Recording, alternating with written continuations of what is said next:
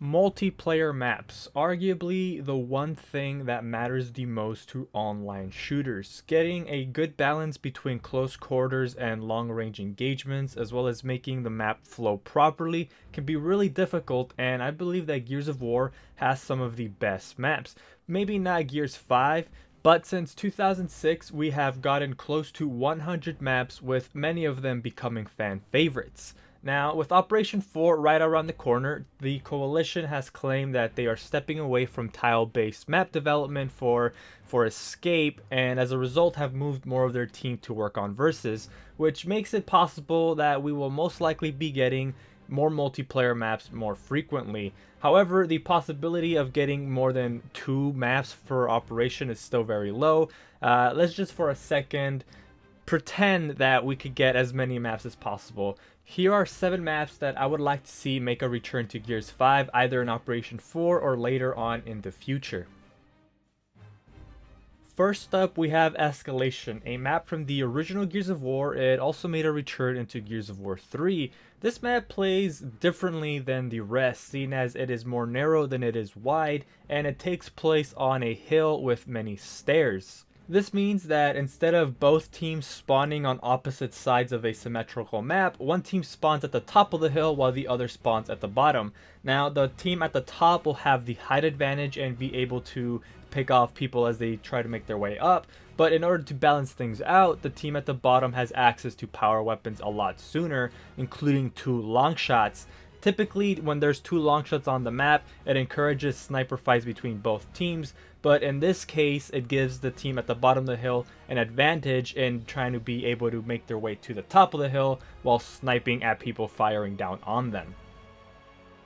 Next up, we have Bullet Marsh, another map from the original Gears of War that also happened to make a return into Gears of War 3. This map is on the smaller side, but it still encourages long-range engagements as it does have 2 long shots on opposite sides of the map. However, don't stay in that spot for too long, as this map has a very unique mechanic where the krill can show up and kill you. Bullet Marsh takes place in a dark swampland with a single generator on the center of the map. If the generator is shot, it can turn off certain lights on the map, calling forth that krill and killing anybody standing on that spot.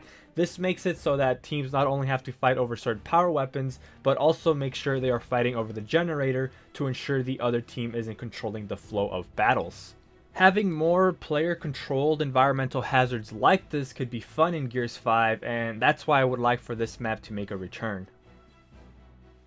At number 5, we have Jacinto, specifically from Gears of War 2. This map did make a return to Gears of War 3, but there were quite a few map layout changes that changed the flow of battle. Some people weren't too happy with these changes, and although I still think it's a great map, I still prefer the Gears of War 2 version. Despite being on the larger side compared to other maps, Jacinto never feels empty, as every part of the map flows well together, allowing for intense firefights to take place just about anywhere on the map.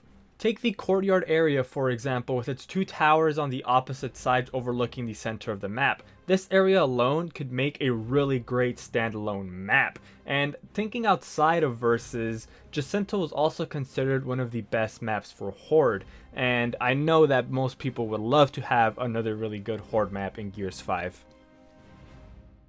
Next up is Day 1, the first map on the list to have only been included in one Gears of War game, that being Gears of War 2. Day 1 takes place on a street cross section in the middle of a city with a giant hole in the center, making the middle of the map inaccessible to players, very similar to the fan favorite Raven Down.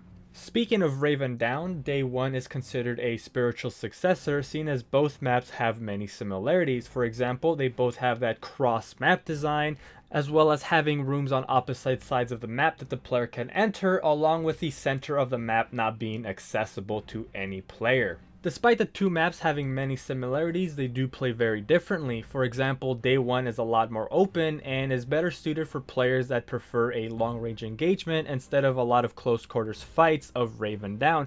Not to say that Day 1 doesn't have close quarters areas, but this map does include 2 balconies that the player can climb on and take a look at the entire map with either a torque boat and a long shot.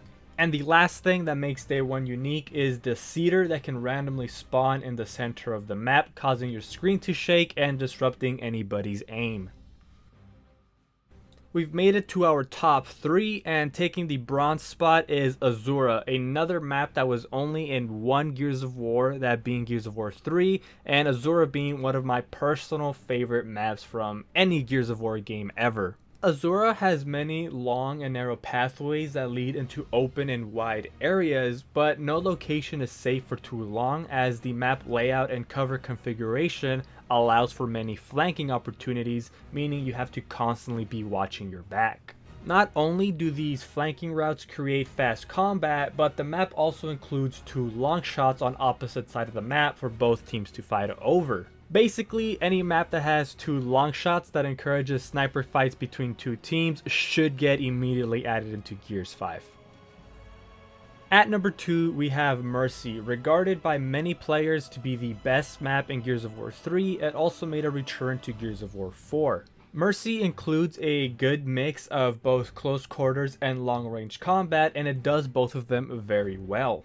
Players can choose to take engagements outside by the balcony or the fountain, or bring the fight indoors inside the library or the church, with majority of the fights taking place within the church. Not only was the cover and map layout for Mercy very balanced, but the power weapon locations were also well placed, and seeing as many maps from Gears of War 4 have been introduced in Gears 5, I would really like to see for Mercy to be one of them.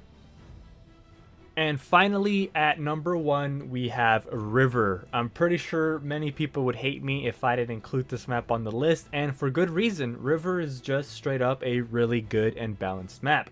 At least it was for Gears of War 2. Now, we're going to be honest for a little bit.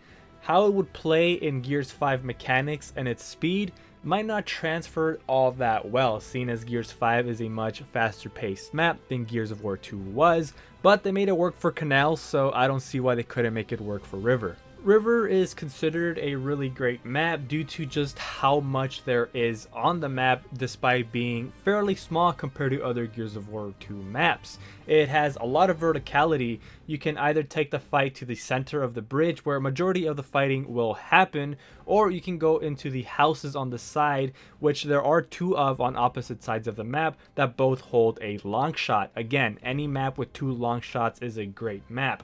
Or you can take the fight underneath the bridge into the river, where there isn't much cover, but you will be fighting over the boom shot.